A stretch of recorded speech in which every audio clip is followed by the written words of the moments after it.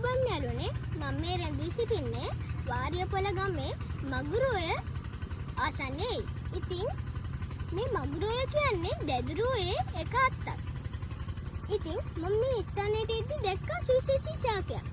ඒ තමයි මහනිදි කුඹා. ඉතින් මහනිදි කුඹා වල මල නිදි කුඹා වල මලටද සමානයි. ඒ වගේම කටුද නිදි කුඹා වල කටු වලට සමානයි.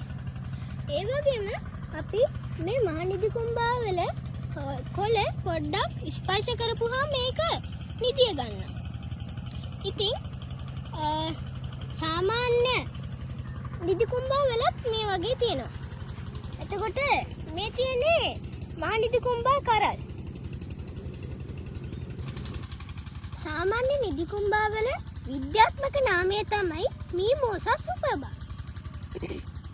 මේ මහ නිදි කුඹා හෙවත් යෝධ නිදි කුඹා වල විද්‍යාත්මක නාමය තමයි මීමෝසා විග්‍රා.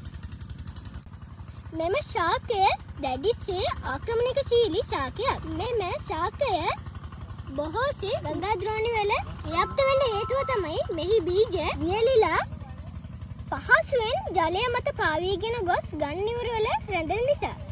ඒ වගේම අවුරුදු 30ක පමණ කාලයක් වුවත් මෙම බීජවලට සක්‍රියව පවතින්න පුළුවන්.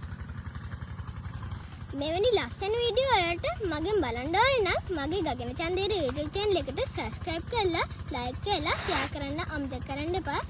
සියලු දෙනාටම තෙරුවන් සරණයි. ස්තුතියි. bye bye.